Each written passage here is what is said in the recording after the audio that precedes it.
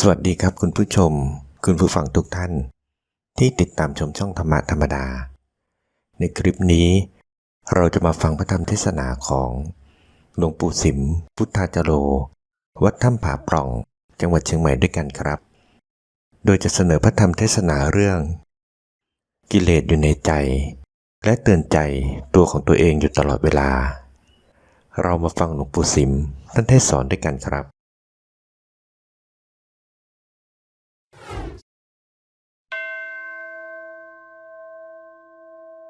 นะโมตัสสะภะคะวะโตอะระหะโตสัมมาสัมพุทธัสสะนะโมตัสสะภะคะวะโตอะระหะโตสัมมาสัมพุทธัสสะนะโมตัสสะภะคะวะโต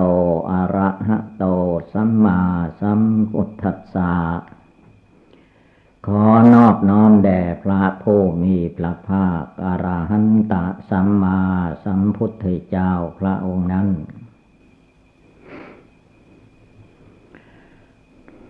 ณ บัดนี้เป็นต้นไปเป็นโอกาสอันดีที่เราจะได้นั่งสมาธิภาวนาปฏิบัติบูชาพร้อมกับการได้ยินได้ฟังธรรมะคำสั่งสอนในทางพุทธศาสนา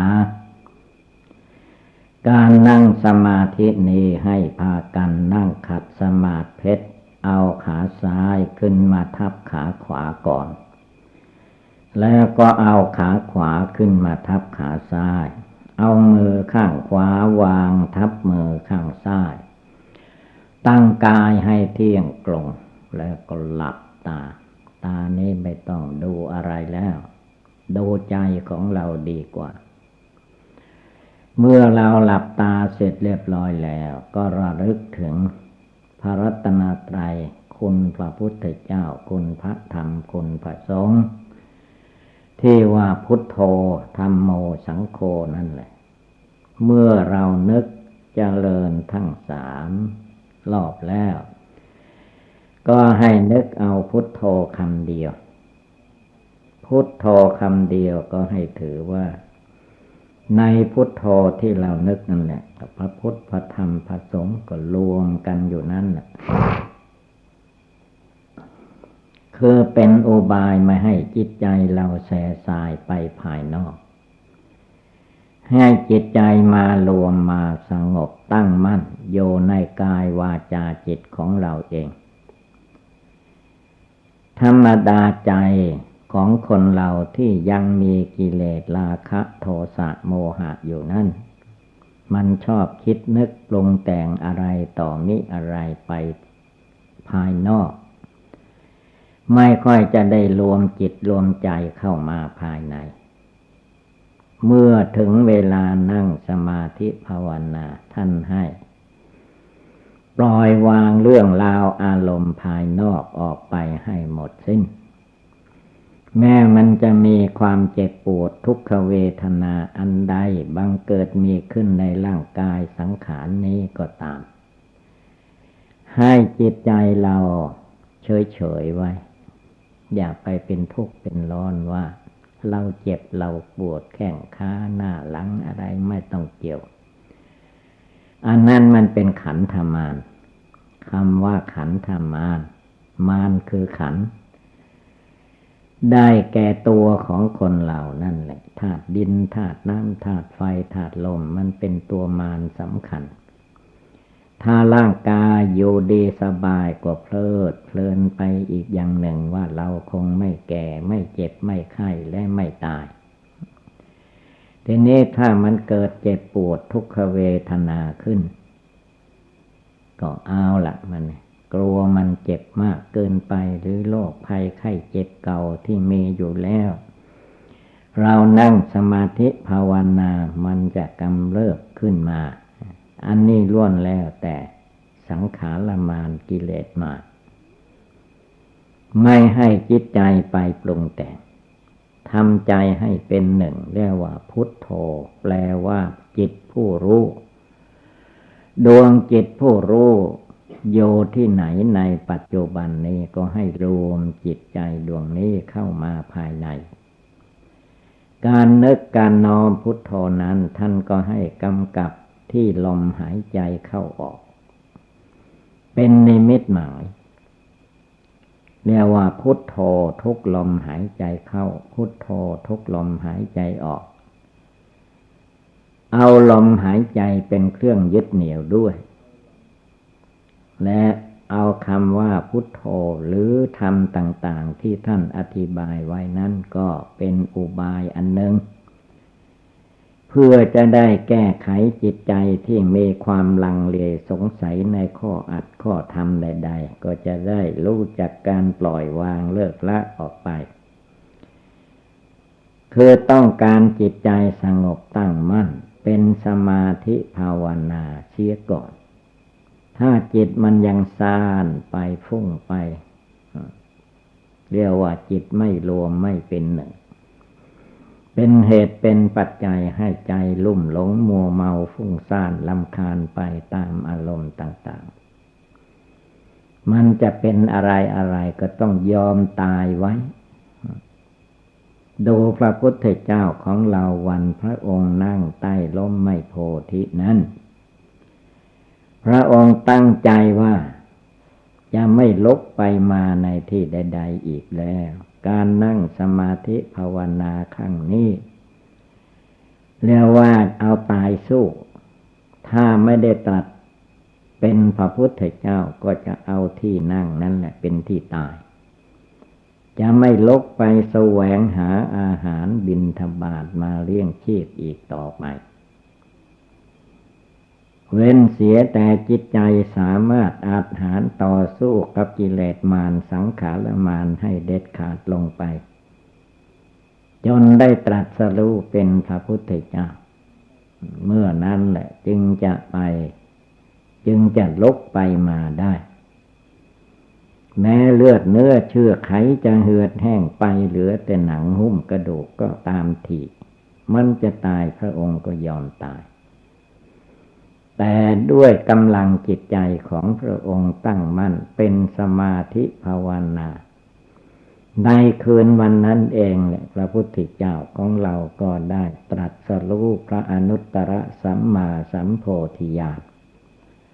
เสร็จสิ้นไปคือไม่หลงไปตามมารกิเลสความเจ็บไข้ได้ป่วยความเป็นความตายฟุ้งซ่านรำคาญไม่เอาทั้งนั้นเลิกทิ้งละทิ้งหมดจิตใจของพระองค์ก็แน่วแน่มั่นคงไม่หลงไหลไปตามกิเลสกามวัตถุกรรมทั้งโลกไม่มีที่ใดที่พระองค์จะเลิกละไม่ได้พระองค์ตัดเลิกละหมดสิ้นลงไปจิตใจของพระองค์ก็เรียกว่ารู้แจ้งพระนิพพานถึงนิพพานอยู่ในนิพพานอันเป็นสถานที่ปลอดภัยอันตรายหลังจากนั้นแล้วพระองค์ก็เรียกว่าเป็นผู้หมดกิเลสละกิเลสพร้อมทางวาสนาได้หมดสิ้นเรื่องฟุ้งซ่านรำคาญอย่างแต่ก่อนมาก็หมดไปสิ้นไปเราทุกคนถ้าหากว่าเราตั้งใจภาวนาเอาจริงเอาจังแล้วทุกคืนก่อนจะหลับจะนอนนั้นเราต้องไหว้พระสวดมนต์นั่งสมาธิภาวนารวมจิตรวมใจอย่างน้อยให้จิตใจสงบระงับเยือกเย็นสบายเสียก่อนจึงค่อยนอนหรือจะเอาให้มันเสร็จสิ้นลงไปก็กิเลสราคะมีอยู่ที่ไหนเลิกละปล่อยวางให้หมดสิ้นกิเลสโทสะความขัดเคืองในจิตในใจยังมีอยู่ที่ไหนก็เลิกละให้มันหมดสิ้นกิเลสอวิชชาความไม่รู้ความหลงในจิตมีอยู่ที่ไหนก็เลิกละให้มันหมดสิ้นลงไปเรื่องต่างๆมันก็สงบจิตสงบใจลงไปได้หมดทุกอย่างทุกประการเรียกว่าภาวนาทำความเพียรละกิเลส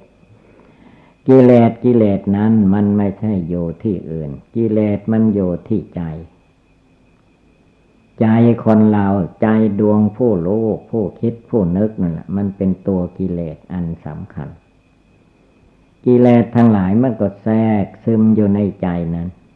ใจอันนั้นมันก็มายึดหน้าถือตายึดตัวถือตนยึดร่างยึดกายยึดชาติยึดตระกูลยึดถือไปหมดทุกอย่างทุกประการไม่ให้มันไปยึดถืออะไรพุทโธอยู่ที่ใจธัมโมอยู่ที่ใจสังโฆอยู่ที่จิตที่ใจนี่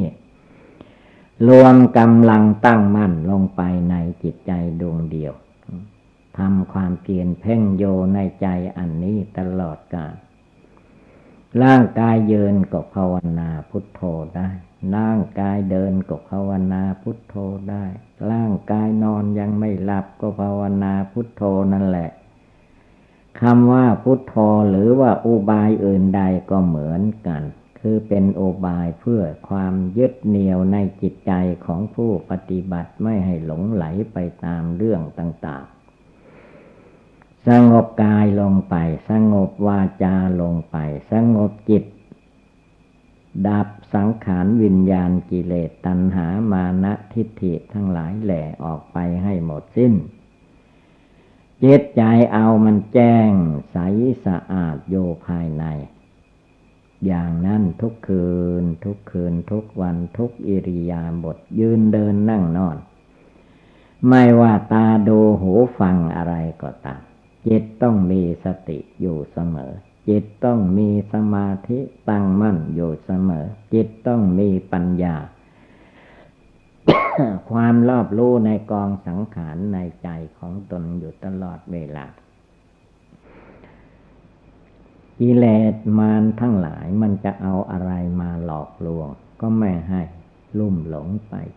เดี๋ยวว่าวางเฉยทุกอย่างแม้มันจะตายเวลานี้ก็ให้ใจมันเฉยได้ธาตุดินมันตายช่างมันเป็นไรธาตุน้ำมันตายช่างมันเป็นไรธาตุไฟธาตุลมมันตายช่างมันแม้มันจะไม่ตายเดี๋ยวนี้มันก็จะต้องไปตายข้างหน้าอายุไม่ถึง1,000 ปี100 ปีก็ไม่ค่อยจะถึงอย่ามาห่วงอะไรอะไรอีกพุทโธอยู่ในใจธัมโมอยู่ในใจสังโฆอยู่ในตัวในใจนี้ทุกลมหายใจเข้าทุกลมหายใจออกจิตใจดวงผู้รู้อยู่ภายในใจนี้ตลอดเวลาอะไรอะไรที่มันเกิดมีขึ้นก็อย่าได้หวั่นไหวลุ่มหลงมัวเมาไปกับคนสัตว์วัตถุธาตุทั้งหลายในโลกนี้ก็คือว่าธาตุดินธาตุน้ำธาตุไฟธาตุลมอากาศธาตุวิญญาณธาตุมันเรื่องธาตุดินน้ำไฟลมจิตอย่าได้มาหลงสมมุติอันนี้โลกนี้เป็นโลกสมมุติเมื่อมนุษย์เกิดขึ้นมาก็สมมุติว่าตัวเราของเรากายเราจิตเราเป็นนั่นเราเป็นนี่ไปตามเรื่องนั่นคือว่ามันเป็นความหลงสมมุติโลกเขาสมมุติให้อย่างใดก็หลงไปอย่างนั้นอย่าได้หลงมัวเมาไปพุทโธอยู่ที่ใจธัมโมก็อยู่ที่ใจผู้รู้นี่สังโฆก็อยู่ที่ใจผู้รู้นี่แหละลมหายใจเข้าลมหายใจออกก็อยู่ที่จิตใจดวงผู้รู้อยู่ภายในมันเจ็บปวดทุกขเวทนาอันใดก็อย่าไปคิดว่าเราเจ็บปวดแข้งก็แข้งมันเจ็บช่างมันปวดขาก็ช่างมันขามันปวดมันมึนชาอะไรก็ตามเฉยไว้ทีเดียวพุทโธอยู่ในใจพุทธะรู้ละรู้ถอนรู้ปล่อยรู้วางรู้ไม่ยึดหน้าถือตาไม่รู้ไม่ยึดตัวถือตนไม่ยึดเรายึดของเราวัตถุเข้าของใดๆที่เป็นของเราไม่ให้มันไปหลงไปยึดเรียกว่าเลิกละออกไปให้หมดสิ้นเหลือแต่จิตใจดวงผู้รู้ผู้แจ้งอยู่ภายในมีความสงบตั้งมั่นอยู่ในจิตใจของตัวเอง คนอื่นผู้อื่นเขาจะเกิดเป็นเรื่องของเขา เขาจะแก่เจ็บไข้ตายเป็นเรื่องของเขาจิตใจของเราก็ให้อยู่ที่ตัวเรานี่นะใจเรานี้สงบอยู่ที่นี้ตั้งมั่นอยู่ที่นี้มีปัญญารอบรู้อยู่ในกองสังขารนี้ไม่ให้จิตใจดวงนี้ลุ่มหลงมัวเมาดิ้นรนไปตามกามตัณหาภวตัณหาวิภวตัณหาไม่เอาทั้งนั้นเอกังจิตตังเอาจิตเป็นดวงเดียวเป็นหนึ่งอยู่ภายในเอโกธัมโมเอาธรรมอันเดียวเอกังจิตตังเอาจิตอันเดียวให้สงบระงับอยู่ที่นี้เรียกว่าปัจจตังเวทิตโพวินโยหิวินโยชนทั้งหลายผู้ปฏิบัติธรรมทั้งหลายเพิ่งมารู้แจ้งปัจจตังจำเพาะจิตใจดวงผู้รู้โยภายในร่างกายสังขารมันจะเจ็บปวดทุกขเวทนาอันใดช่างมันอย่าไปยึดไปถือมันเจ็บมันก็ไม่เลยตายไปได้มันแก่มันก็ไม่เลยตายไปได้จิตอย่าไปหลงยึดถืออะไรทั้งนั้นเรียกว่าจิตใจดวงผู้รู้ก็จะแจ้งใสสะอาดอยู่ภายในจิตใจของตัวเองความทุกข์ความเดือดร้อนตามคนสัตว์วัตถุธาตุทั้งหลายไม่ต้องไปเกี่ยวข้องพัวพันตามรู้โยทุกลมหายใจเข้าทุกลมหายใจออกลมเข้าไปใครเป็นผู้รู้ก็จิตใจดวงผู้รู้เป็นรู้ว่าลมลมออกมาใครเป็นผู้รู้ก็จิตใจดวงเดียวนั่นแหละมันเป็นผู้รู้อยู่ภายในจงตั้งใจรวบรวมกำลังจิตกำลังใจดวงนี้ให้มีสติความระลึกได้ให้มีสมาธิตั้งมั่นลงไปในหัวใจให้มีปัญญาความเฉลียวฉลาดในจิตใจอันนั้นแก้ไขสถานการณ์ต่างๆทั้งหมดไม่ให้มันมายุ่งเหยิงจิตใจไม่ไปยุ่งกับรูปเสียงกลิ่นรสโผฏฐัพพะธรรมารมณ์คนสัตว์วัตถุธาตุทั้งหลายจิตใจภาวนาอยู่ในใจนั่นเองเป็นจิตใจที่แน่วแน่มั่นคงไม่หลงไหลไปตามเรื่องต่างๆเมื่อจิตไม่หลงไหลไปกับสิ่งใดๆจิตใจก็เย็นสบายนั่งก็สบายอยู่ในใจยืนก็สบายอยู่ในใจเดินไปมาที่ไหนก็สบายอยู่ในใจมีเรื่องที่จะพูดจะทำอะไรจิตใจก็ไม่ไปทุกข์ไปร้อนกับสิ่งทั้งหลายมีสติอยู่ในตัวมีสติอยู่ในใจมีสมาธิอยู่ในตัวในใจมีปัญญามีญาณอันวิเศษละกิเลสราคะให้หมดไปละกิเลสโทสะให้หมดไปสิ้นไปละกิเลสโมหะอวิชชาตัณหาให้หมดไปสิ้นไปไม่ให้มีกิเลสกองไหนมายุ่งเหยิงอยู่ภายในใจนี้เรียกว่าภาวนาทำความเพียรละกิเลสกิเลสอย่างหยาบก็ละทิ้งเดี๋ยวนี้กิเลสอย่างกลางก็ละทิ้งเดี๋ยวนี้กิเลสอย่างละเอียดละอออย่างไรก็เลิกละทิ้งทั้งหมดพระพุทธเจ้าพระองค์ทรงตรัสไว้แล้วรูปเวทนาสัญญาสังขารวิญญาณสิ่งเหล่านี้จิตใจอย่าได้มาหลงยึดเอาถือเอาเขาเป็นเพียงธาตุสี่ขันธ์ห้าตามธรรมดาอยู่อย่างนั้นเองเมื่อจิตใจดวงนี้ไม่มาเกี่ยวเกาะกังวลวุ่นวายร่างกายสังขารเขาก็สบายอยู่ตามหน้าที่ของเขากิเลสมารสังขารมารในจิตในใจมันก็ไม่วุ่นวายได้เพราะจิตตั้งมั่นเป็นดวงหนึ่งดวงเดียวอยู่ภายในจิตนั้นเมื่อจิตสงบแน่วแน่มั่นคงอะไรก็สงบหมดแต่ถ้าจิตนี้ไม่สงบระงับว่าวุ่นไปตามอารมณ์ต่างๆแล้วก็จะวุ่นวายตลอดกาลเพราะจิตกิเลสมันพาไปจิตกิเลสมันพาอยู่จิตกิเลสไม่เลิกไม่ละไม่วางเวลาภาวนาสร้างคุณงามความดีให้เกิดมีในจิตใจของเรานี้ท่านว่าให้ไม่ไปที่ไหนข้างหน้าก็ไม่ไปข้างหลังก็ไม่ไป เบื้องบนเบื้องต่ำไม่ไปไหนจิตใจดวงผู้รู้ฟังธรรมอยู่ที่ไหนก็รวมจิตใจลงไปที่นั้นเรียกว่าสงบเย็นนิ่งอยู่แน่วอยู่มั่นอยู่คงอยู่เหมือนแผ่นดินเรียกว่าจิตใจไม่หวั่นไหวเหมือนแผ่นดินแผ่นดินที่เราอยู่อาศัยนั่งอยู่นี่แหละเขาไม่ได้มีความทุกข์ความร้อนประการใดเขาเป็นธาตุดินอยู่อย่างนั้นเองใครจะเอาสิ่งโสโครกปฏิกูลมาทิ้งใส่กองเท่าภูเขาใหญ่กว่าภูเขาก็เป็นเรื่องของเขาจิตเราไม่ต้องไปยึดไปถือเรียกว่าเฉยอยู่ในใจเมื่อวางเฉยเหมือนแผ่นดินเหมือนภูเขาเหมือนแผ่นดินแล้วจิตมันก็จะสบายเป็นสุขอยู่ภายในเอกังจิตตังเป็นจิตดวงเดียวเอโกธัมโมเป็นธรรมดวงเดียวระลึกโยภายในตัวภายในใจนี้แน่วแน่มั่นคงไม่หลงไหลมีสติสัมปชัญญะมีสมาธิจิตตั้งมั่นมีปัญญารอบรู้ในโลกรอบรู้ในกองสังขารไม่ได้เก็บเอาอะไรมาเป็นเยื่อใยในจิตใจอีกเรียกว่าจิตมันกล้าหาญชาญชัยเราเลิกดูโยได้ในตัวในใจของตนเองคนอื่นไม่เกี่ยวเป็นเรื่องของแต่ละบุคคลการปฏิบัติภาวนานั้นคนอื่นจะมาช่วยภาวนาให้ไม่ได้พระพุทธเจ้าของเราพระองค์ก็ทรงตรัสว่าเราตถาคตไม่ได้ไปภาวนาละกิเลสให้สาว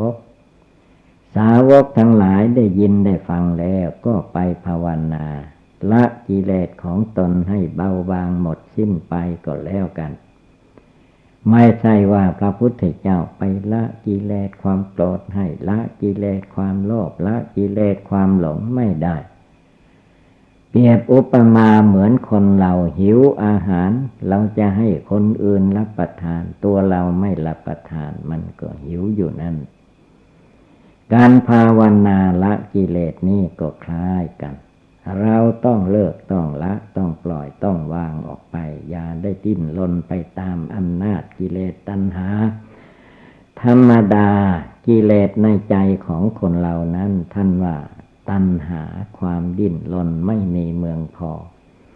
นัตถิตัณหาสมานาทีแม่น้ำจะเสมอด้วยตัณหาไม่มีแม่น้ำลำคลองยังเต็มในฤดูฝนแต่ตัณหาในจิตใจมนุษย์คนเรามันไม่พอไม่อิ่มไม่พอลุ่มหลงแล้วก็ลุ่มหลงอีกวนเวียนอยู่อย่างนี้ไม่มีที่จบที่สิ้น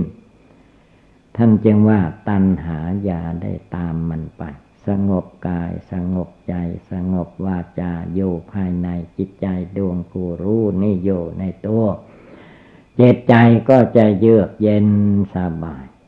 คนเราถ้าใจสบายแล้วกายมันไม่ว่าอะไรรูปประขันธ์ร่างกายเขาไม่ว่าอะไรเขาไม่มีจิตมีใจประการใดที่มันว่าวุ่นวายอยู่มันเรื่องของจิตใจไม่สงบทั้งนั้นถ้ามาภาวนาทำใจของตนให้สงบระงับเยือกเย็นสบายแน่วแน่มั่นคงไม่หลงไหลแล้ว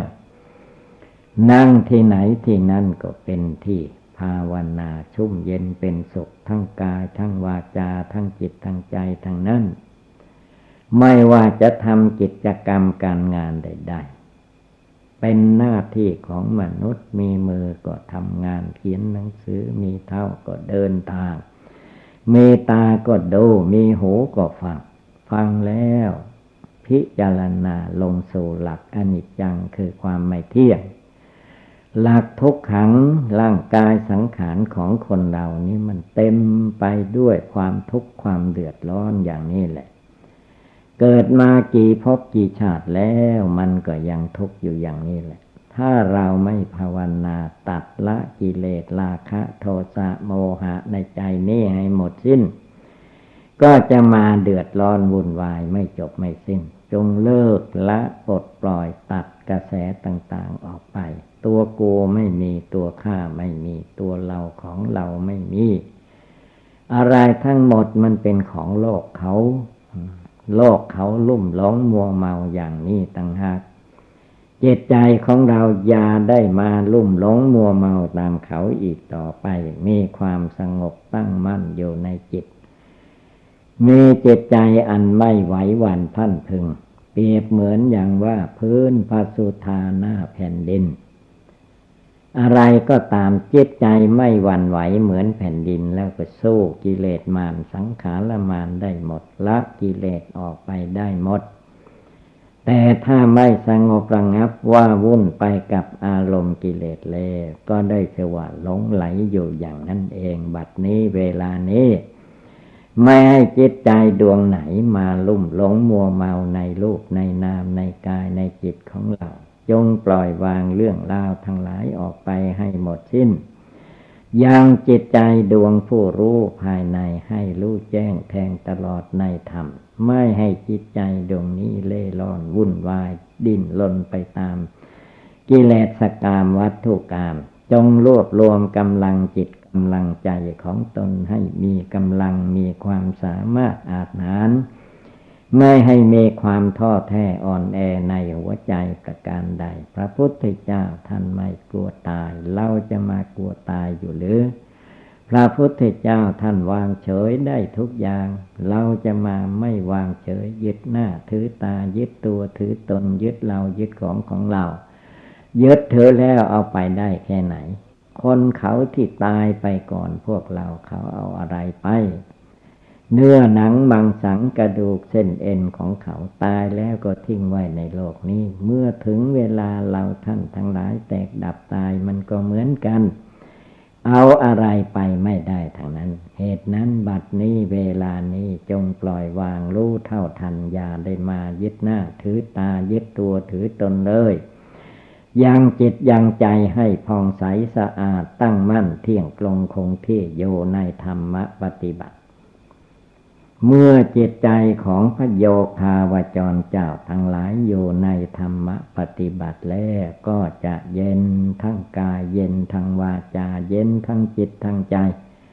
เรื่องราวเล่าร้อนย่อมไม่มีแต่ความสุขจิตสุขใจเท่านั้นเองนี่แหละเราท่านทั้งหลายการปฏิบัติบูชาภาวนาละกิเลสนั้นเป็นหน้าที่ของเราทุกคนจะต้องประกอบกระทำให้เกิดให้มีขึ้นเมื่อว่าเราท่านทั้งหลายพากันได้ยินได้ฟังแล้วก็ให้กำหนดจดจำนำไปประพฤติปฏิบัติก็คงได้รับความสุขความเจริญเอวังก็เมด้วยประกาศนีสัพพิติโยวิวัตชันตุสัพพะโลโควินัสสตุมาเตภวัตวันตรายโยสุขีติคายุโกภวะอภิวาทนาสีริสนิจจังวุธาปจายโนจตารโอธรรมาวทันติอายุวันโนสุขังภาลัง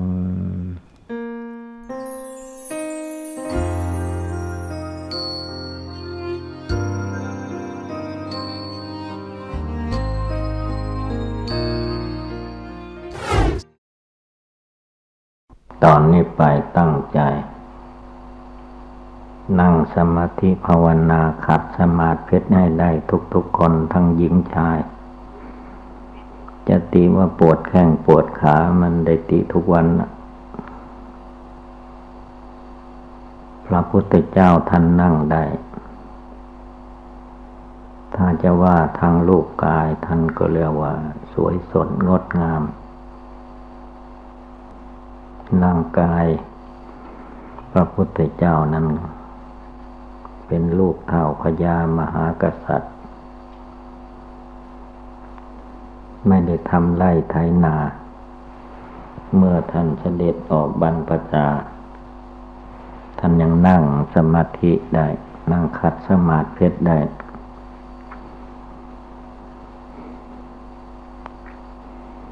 ยังไปฟังคนสมัยนี้พระสมัยนี้พระขี้เกียจขี้ค้านกินแล้วก็นอนเหมือนสุกรบ่รู้จักตื่นก็ว่าไม่สำคัญในการนั่งคัดสมาธิเพชรไม่เพชรนั่งตามใจชอบของขานั่นแหละดีที่สุดนะไปนั่น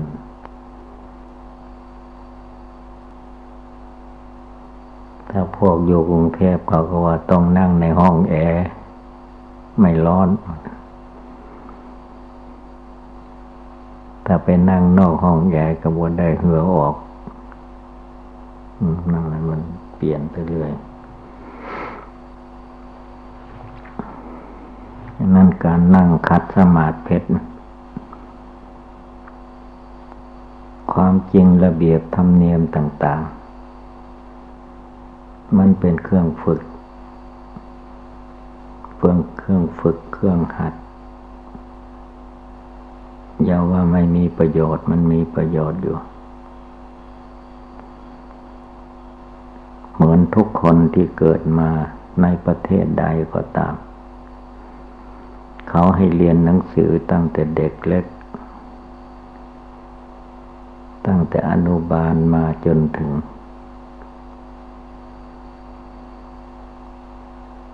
เรียนประถมมัธยมทำไมหนังสือมีอยู่จะให้มันเรียนเองได้หรือมันก็ไม่ได้หนังสือนั้นต้องมีครูบังคับอีกทีนึงไม่ใช่บังคับหนังสือบังคับคนบังคับเด็กบังคับพวกเราที่เรียนหนังสือนะ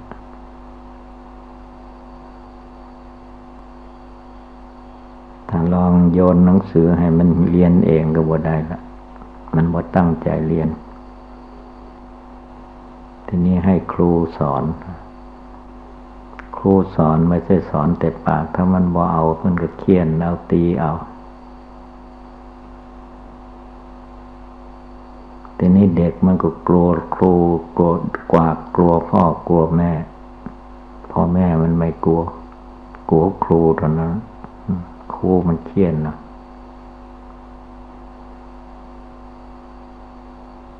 จึงเรียนหนังสือได้พอเขียนออกได้เขียนได้อ่านออกทีนี้เด็กเกเรบางคนมันก็ไม่เอาทาน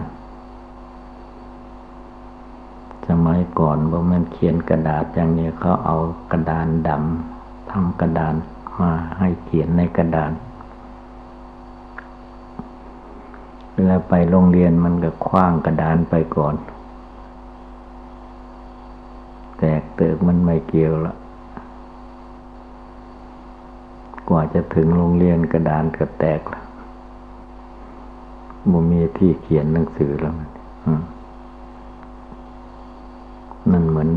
พวกเกเรพวกเด็กเกเรมันบ่ได้เรื่องแม้จะเล่นจบมหาวิทยาลัยอะไรในประเทศแล้วก็ไปเรียนนอกมันก็โกหกเอาเงินพ่อเงินแม่ไปจ่ายเที่ยวเตะเล่นหนังสือมันก็ไม่เรียนอีก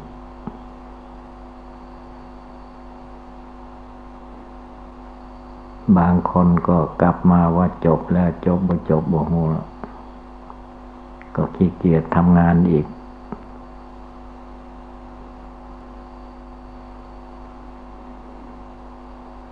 อันสมัครมีสมัครที่ไหนก็เฮโลกันไปสมัครเป็นหมื่นเป็นแสนกันบ่ได้ตรวจสอบบ่ได้ก็เพราะว่ามันรัฐบาลบ่ช่วยตัวเองบ่ช่วยตัวเองจะไปให้รัฐบาลช่วยได้ยังไงไม่มีอะไรกับแผ่นดินที่ตนเดินไปมาก็แผ่นดินนั่นแหละว่าทรัพย์ในดินสินในน้ำเลยเรียนมากเท่าใดก็ขี้เกียจมากขึ้นไปอย่างนี้ใช่ไม่ได้พระพุทธเจ้าของเราพระองค์รู้ รู้กิเลสในใจมนุษย์ที่ท่านจะรู้กิเลสในใจมนุษย์คนอื่นเทวดาอินทร์พรหมได้ท่านก็รู้ใจของท่านท่านเรียนท่านศึกษารู้จักกิเลสราคะโทสะโมหะอันมันมีอยู่ในใจของพระองค์นั่นเองเมื่อยังเลิกไม่ได้ละไม่ได้ยังไม่เห็นทุกข์เห็นโทษของกิเลสราคะโทสะโมหะพระองค์เรียนรู้เอามาพิจารณาแจ่มแจ้งแล้วก็เอามาสอนสาวกในสมัยนั้นกิเลสราคะมันเกิดขึ้นได้อย่างไรพระองค์เพ่งในจิตในใจตามเข้าไปดูร่างกายมันได้มาจากไหนมันได้มาจากกามราคะกิเลสมนุษย์ผู้เป็นพ่อเป็นแม่สืบเชื่อสายกันมาไม่รู้ว่ากี่ภพกี่ชาติเกิดมาชาติใดก็มาหลงอยู่ในกามารมณ์กามกิเลสไม่มีปัญญาที่จะตามรู้เห็นว่ามันเป็นมารร้ายใหญ่ที่สุดนะ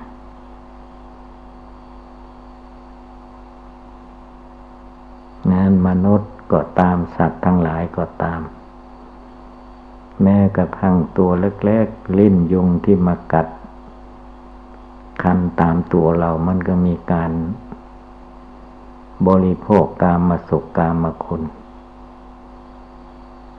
การที่เรายังลุ่มหลงมัวเมาในกิเลสกามในกามคุณอยู่คือปัญญามันเท่ากันกับยุงนั่นแหละยุงมันก็บริโภคกามได้มัดตัวน้อยๆลิ้นลอดมันก็บริโภคกามยังเป็นตัวขึ้นมาได้เราเป็นมนุษย์ได้พบพุทธศาสนาพระพุทธเจ้าสอนให้รักษาศีลภาวนาเราก็ไม่สนใจไม่เพียรเพ่งดูร่างกายสังขารของเราเองมายึดมาถือว่าตัวกูของกูตัวข้าของข้าตัวเราของเราจะนั่งสมาธิภาวนาก็อ้างโน้นอ้างนี้ไม่ลงภาวนาไม่เดินจงกรมไม่เร่งความเพียรเห็นแก่ความสุขความสะดวกเล็กๆน้อยๆก็อยู่ไปกินไปนอนไปเวลาความตายใกล้เข้ามาเอาแล้วตาเหลือกตาลาน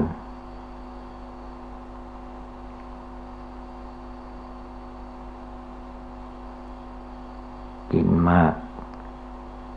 ปลาทูปูเค็มขนมต้มไก่กินเข้าไปก็เกิดท้องเสียท้องถ่ายก็ไปตีว่าแม่ครัวทำบ่สุกบ้าง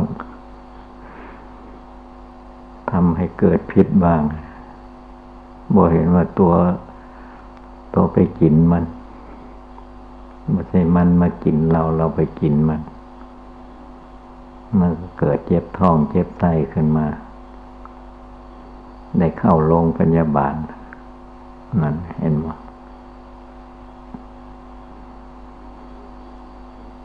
สมัยหลวงปู่มั่นเข้านิพพานนานมาหลายสิบปีแล้วเนนสมัยพระเนนสมัยนั้นซ้ำ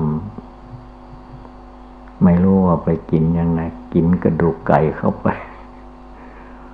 เอาแล้วทีนี้เดือดร้อนเข้าโรงพยาบาลสกลมันก็ยังอ่อนความรู้ต้องไปนครพนมให้ในหมอแก้ไขกระดูกไก่มันเข้าไปขวางคอ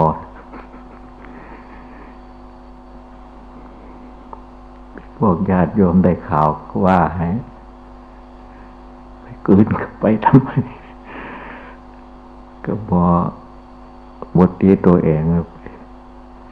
ญาติโยมก็ว่าไปนั่นต้องภาวนาดูให้ดี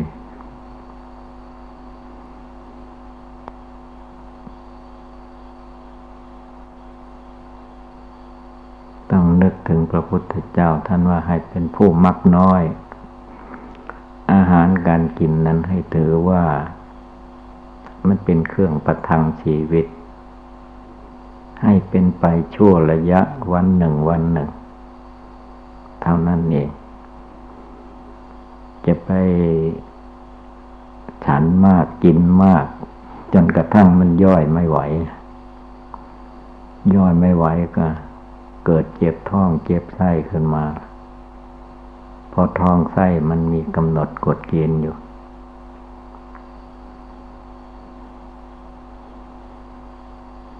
ก็ดูแต่ถุงหลวงพี่นะเอาหยังยัดเข้าไปจนเต็มถุงก็ขาดง่ายละกระเพาะพุงคนเนี่ยมันก็เหมือนถุงหลวงพี่พายไปพายมาเอาอย่างใส่เข้าไปมากเกินไปก็ขาดพระพุทธเจ้าท่านสอนว่าให้มักง่ายนะให้มักน้อยนะภาวนาอย่ามักง่ายอย่ามัวไปถามเอาแต่บ่อนจะได้มรรคผลนิพพานง่ายๆพระองค์ใดที่ท่านสำเร็จข้าพเจ้าก็อยากได้อย่างนั้นคือจะเอาแต่ที่สำเร็จไอ้ที่นั่งภาวนาทำเหตุการณ์ที่จะเป็นไปเพื่อความรู้ความเข้าใจมันบ่เอาบ่ตั้งใจ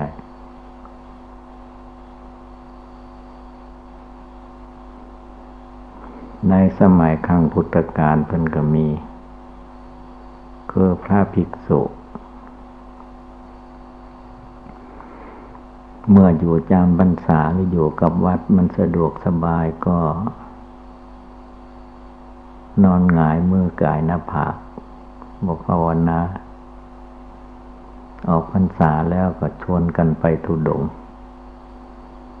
ค์สมัยโบราณครั้งพุทธกาลมันบ่เหมือนธุดงค์รถยนต์เหมือนสมัยนี้มันเป็นสมัยเสือกินคนตกมาสมัยนี้มันสมัยคนกินเสือ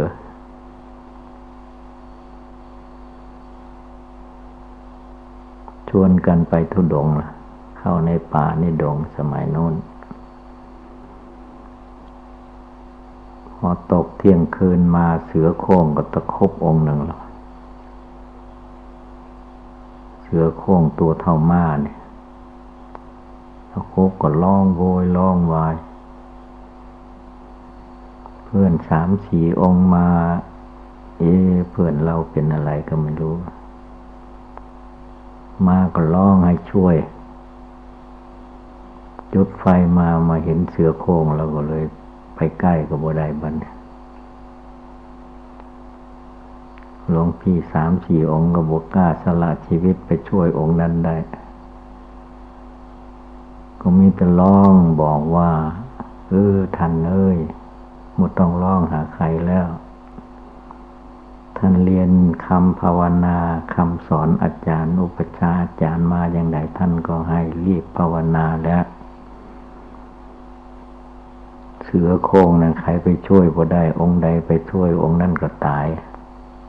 อาจจะตายก่อนท่านก็ได้ลองบอกทั้ง3-4 องค์เลยได้สติขึ้นมากูนี่มันถึงขั้นตายโดยยังจะไปห้องหาใครอีกภาวนาพุทโธพุทโธรวมจิตใจเข้าไปจนได้สำเร็จในเวลาเสือตะคบกินอยู่นั้นแต่เสือนั้นมันก็บ่กินมันเต็งทั้งหัวทั้งหน้าอกไว้มันกัดกินทั้งตีนมาเข้ามา กินตีนเราก็กินแข้งกินเข่ากินขาพอมาถึงขั้นกินขาเนี่ยกัดโผดตบเยี่ยวกืนลงท้องเสือกระดูกมันย่ำได้ก็ย่ำเพราะเจ้าของก็ฟังอยู่มันตายแท้โดนภาวนาเลยได้สำเร็จก่อนมากินท้องยังบ่ถึงท้องยังพูดได้อยู่บัดจิตมันก็พ้นทุกข์ไปได้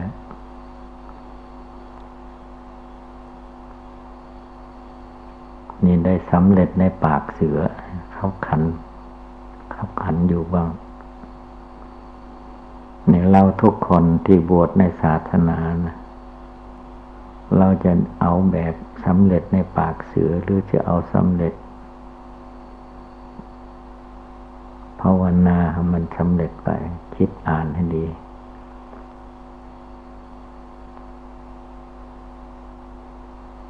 แต่ก่อนเพิ่นก็มีเป็นตัวอย่างสมัยนี้ก็อย่าว่าบ่มีพระเนนขี้เกียจขี้คร้านนอนตื่นหลังไก่ป่ามีเยอะสมัยนี้ยิ่งจนญาติโยมพวกญาติโยมอยู่ในกรุงเทพพวกหนึ่งแล้วก็ชอบทำบุญทำทานกับพระที่อยู่ในกรุงเทพพวกหนึ่งเขาบ่ยอมท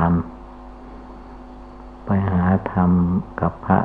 อยู่ป่าอยู่เขาอยู่ที่อื่นอย่างนี้มันเสื่อมมากนะนานเขากว่านี้หน่อยเขาก็จะบดใส่บาตรให้แล้วก็เดือดร้อนละเดี๋ยวนี้เพิ่นยังรวยอยู่เหลือบาทได้ใส่คุสมัยนะแต่ก่อนใส่ย่ามเดี๋ยวนี้ย่ามหนึ่งบาทหนึ่งฝาบาทหนึ่งคุหนึ่ง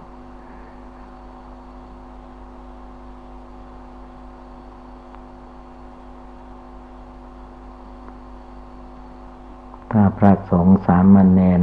ผ้าขาวนางชีเราประพฤติบุดีก็จะถึงซึ่งความเสื่อมเมื่อมันเสื่อมไปแล้วบ่ได้ฟื้นคืนได้ยากดังนั้นให้ตั้งอกตั้งใจปฏิบัติบูชาภาวนาอย่าได้ท้อถอยให้เพียรพยายามหัดตัวเองให้กินน้อยฉันน้อยลงไป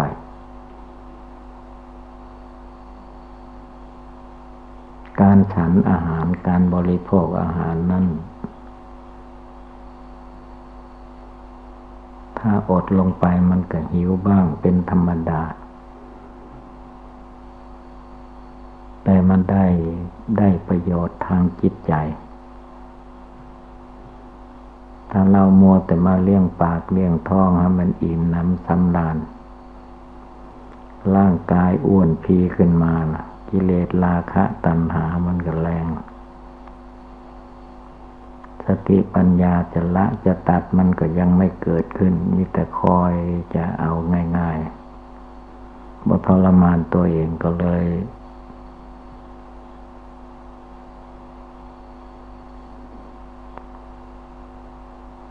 ศึกษาลาเพศไป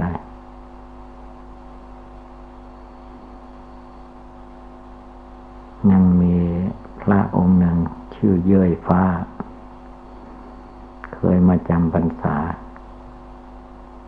ขึ้นไปปิดธงลงมาแต่บ่คิดบ่พิจารณาทางขึ้นทางลงหลงทางไปติดอยู่ภูเขาเลยนอนข้างภูเขาพอดีคืนนั่นเสือโคร่งบ่ลงมาหากินทั้งนั้นถ้าเสือโคร่งมาลงมาหากินแล้วก็เย้ยฟ้าบ่ได้แล้ว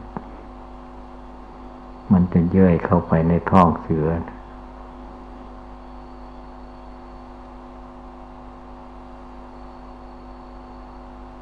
วันงานเนี่ยคนก็มาอยู่เป็นผีทิพย์ไปแล้ว เพื่อนก็บอกว่านี่แหละไอ้ชื่อเยื่อยฟ้าเคยมาอยู่ที่นี่ว่าหลวงปู่ก็เป็นหลวงปู่เท่าจะจำก็บ่ได้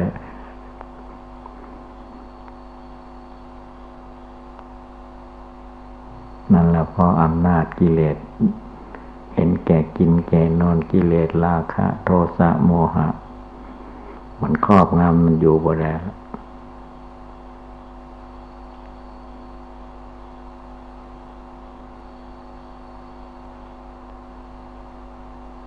เวลาที่เราได้มีโอกาสได้มาประพฤติปฏิบัติในเพศพรหมจรรย์ต้องรีบเร่งจะไปอ่อนข้อต่อกิเลสความโลภะในจิต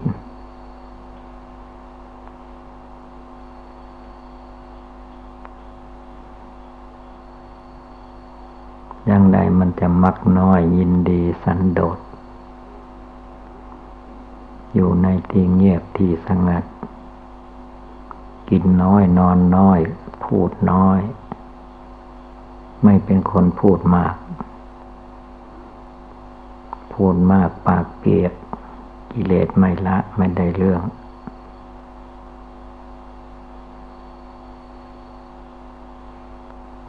กันเพิ่นเทศน์ให้ฟังก็ว่าเพิ่นด่าตัวอันนี้คือว่าเราบ่ค่อยสนใจในภาวนาผู้สนใจในภาวนาต้องตั้งใจกินน้อยนอนน้อยพูดน้อยเดินจงกรมให้มากนั่งสมาธิภาวนาให้ได้นานๆเจริญพุทธมนต์สวดมนต์ให้ได้มากหัดอยู่คนเดียวให้ได้ไม่ต้องไปหาคุยกับองค์โน้นองค์นี้เฮเฮฮาฮาบ่ได้เรื่องต้องฝึกตัวเองให้ได้หัดตัวเองให้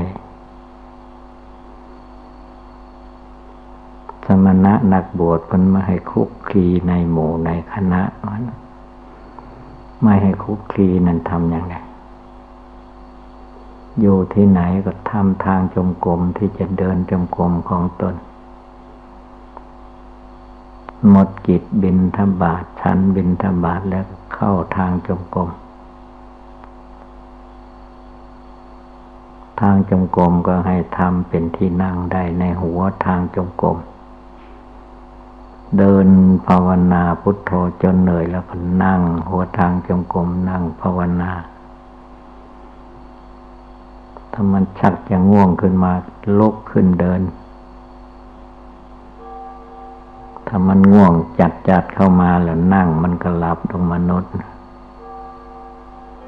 คอพับหลับไป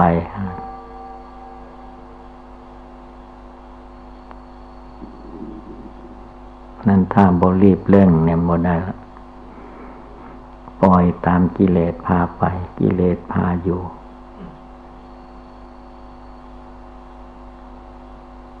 มีหลวงตามาจากโน้นอำเภอปทายจังหวัดนครราชสีมา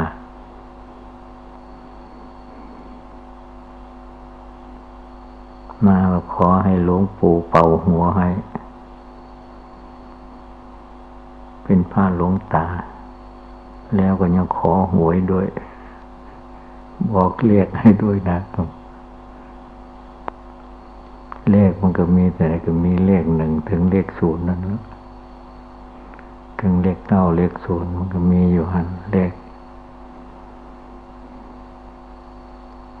บวชเมื่อแก่เลยบ่เข้าใจอย่างทั้งนั้น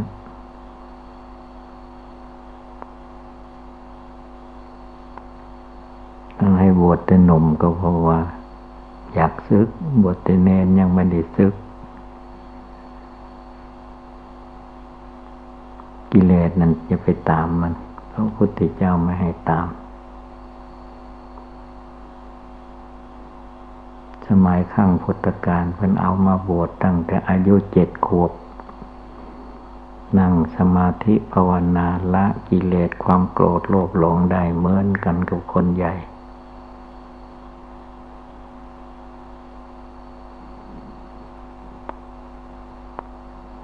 มนุษย์อายุ7 ขวบภาวนาได้สำเร็จมรรคผลพวกเรานี่เรียกว่าเป็นพระเป็นเณรใหญ่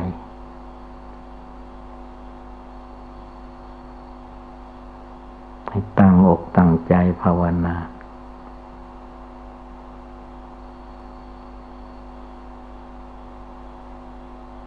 ต้องประกอบกระทำจึงจะเกิดความรู้ความฉลาดขึ้นมาได้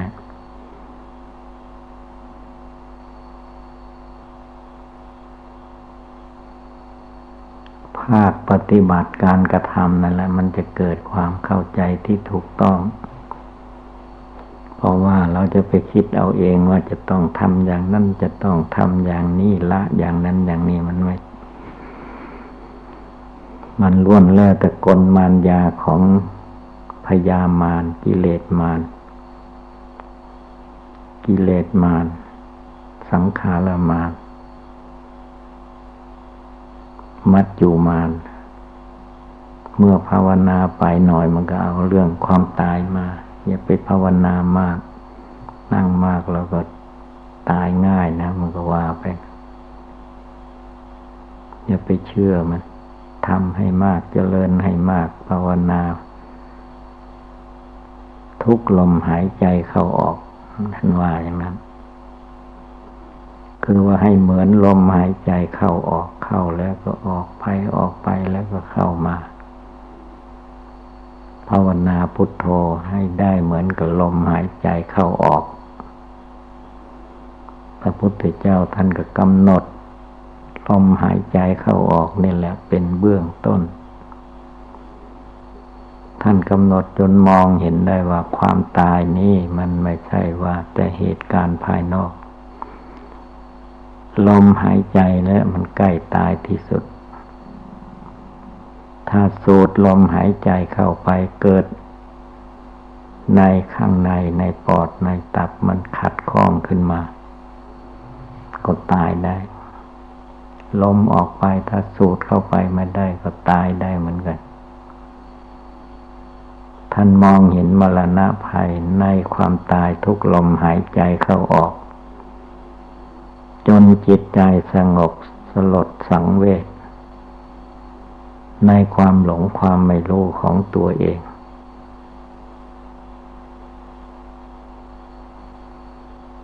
จนฝึกจิตใจให้มีความสงบตั้งมั่น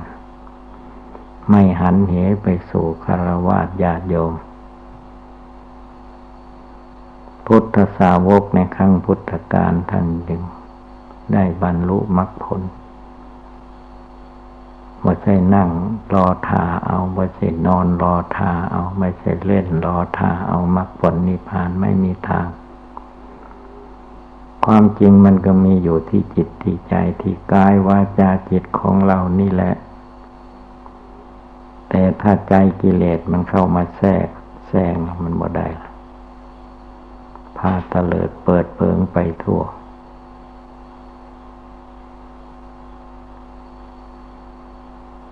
อย่าไปเข้าใจผิดคิดหลงไปรวมกำลังใจให้เข้ามาพระพุทธองค์ท่านจึงตรัสถามพระอานนท์พุทธอุปถากว่าดูก่อนอานนท์วันหนึ่งอานนท์ได้นึกถึงความตายต่อว่าดูก่อนอานนท์วันละหลายพันครั้งนั้นยังประมาทอยู่ต้องให้ได้ทุกลมหายใจเข้าออกนะจึงจัดว่าเป็นผู้ไม่ประมาทลมเข้าไปสูดลมเข้าเราตายได้เวลาลม เข้าไปนี่ก็ได้เวลาลมออกมาท่านก็ให้นึกว่าลมที่ออกมานี้เราตายก็ได้คนทั้งหลายมันตายอยู่ที่ลมเข้าลมออกนี่จะเจ็บไข้ได้ป่วยอะไรก็ตามถ้าหมดลมเท่านั้นละตายเพราะธาตุลมออกซิเจนมันเป็นอาหารอย่างละเอียดไม่ใช่อาหารหยาบๆเหมือนก้อนข้าว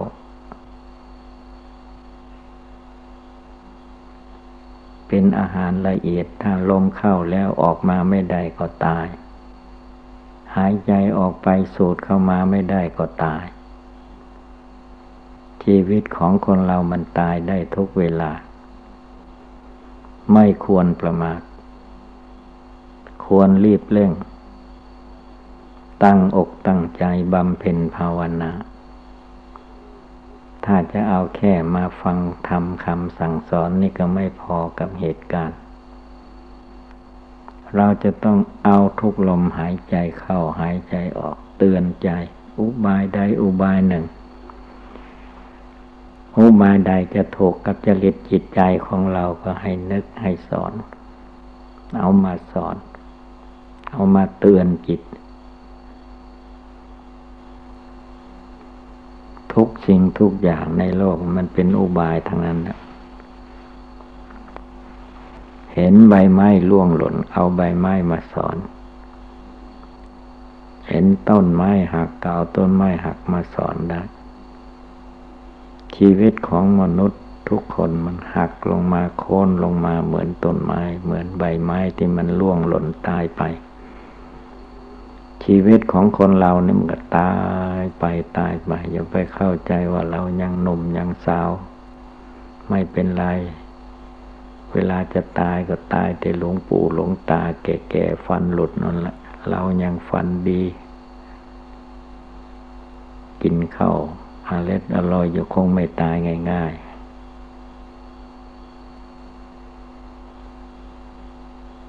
อันนี้มันเป็นความคิดหลงดูในยุคนี้มันเป็นยุคยวดยานพาหนะพาไปมา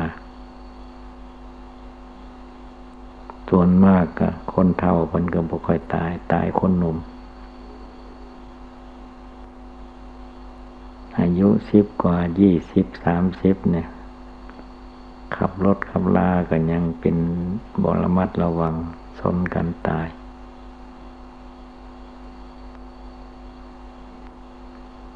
เมื่อวันที่28เข้าไปเทศในวิทยาลัยครู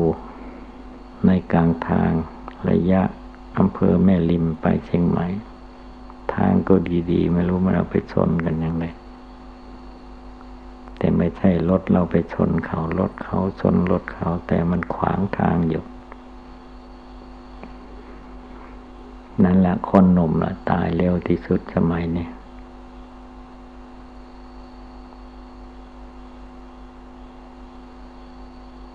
เขาเรียกว่าสมัยนี้คนหนุ่มคนแข็งแรงตายมากเพราะอุปัตวเหตุรู้จะสูงกว่าตายแบบอื่นเขาว่าอย่างนั้นก็เพราะทำไปตามอำนาจกิเลสพูดไปตามอำนาจกิเลสคิดไปตามอำนาจกิเลสไม่ได้สงบกายสงบวาจาสงบจิตใจของตนปล่อยให้อำนาจพายต่ำมาทับถมใจจนกระทั่งหลงเคลิบเคลิ้มพุ่งซ่านรำคาญไปเวลาความตายมันเข้ามามันไม่ในนั่นมันเอาประเดี๋ยวเดียวแล้วฉะนั้นถ้าเราไม่รีบเร่งไม่ภาวนาไม่บำเพ็ญทานไม่รักษาศีลไม่สวดมนต์ไม่ฟังเทศน์เมื่อไม่ฟังเทศน์ฟังธรรมไม่สวดมนต์ก็ไม่เห็นสมณะสวดมนต์ภาวนาจะได้เห็นสมณะผู้สงบระงับผ ผู้สงบระงับทางจิตใจไม่ใช่ว่าไม่ให้พูดไม่ให้ทำยืนเดินนั่งนอนพูดจาปราศัยตามธรรมดาแต่ให้มีสติเตือนจิตเตือนใจของตัวเองไม่ให้ถลายถลำไปตามอำนาจกิเลสจะต้องลุกยืนหยัดขึ้นมาสู้กับกิเลสในใจของตัวเองให้ได้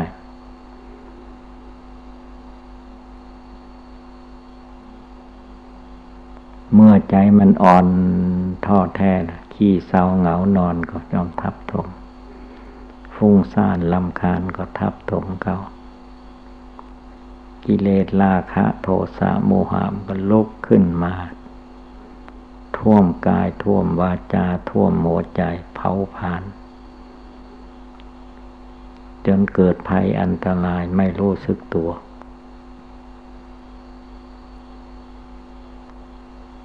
อันนั้นต้องตั้งใจเอาจริงเอาจังให้มันได้พุทโธมีอยู่ทุกเวลามรณะกรรมฐานนึกได้ทุกเวลาเวลาเจ็บไข้ได้ป่วยมันได้อะไรไปเวลาคนเขาที่ตายไปก่อนพวกเราเขาได้อะไรไป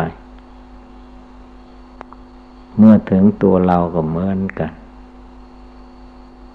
อย่าอยู่ด้วยความประมาทมัวเมา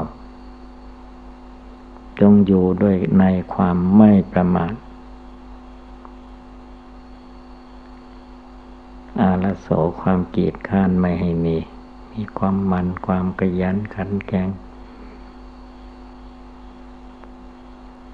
เนี่ยว่าภาวนาได้ทุกลมหายใจเข้าและออกตั้งใจจริงๆจึงจะมีความรู้ความเข้าใจที่ถูกต้องเกิดขึ้นในใจ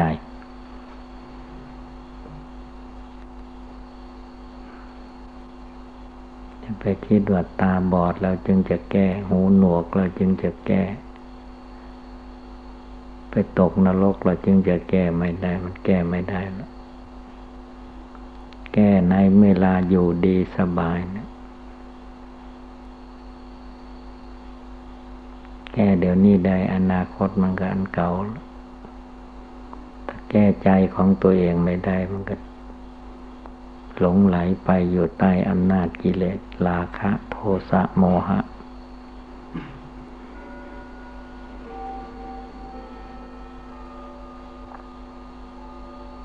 อย่างนั้นอย่านิ่งนอนใจภัยอันตรายในโลกมันรอบด้านอยู่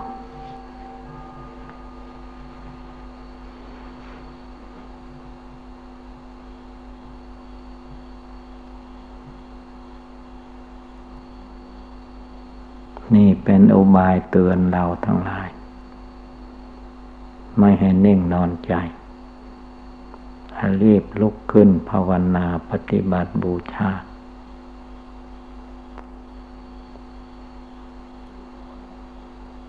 สติความระลึกได้สมาธิจิตตั้งมั่นปัญญาความรอบรู้ในกองสังขาร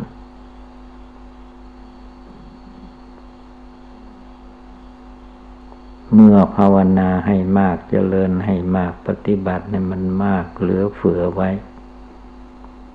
จึงจะเกิดญาณอันวิเศษลุกขึ้นมาละกิเลสราคะโทสะโมหะให้หมดไปสิ้นไปได้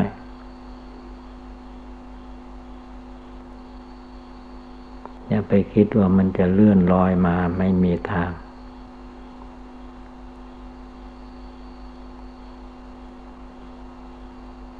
ดังแสดงมาก็สมควรด้วยกาลเวลาเอวังก็มีด้วยประกาศนี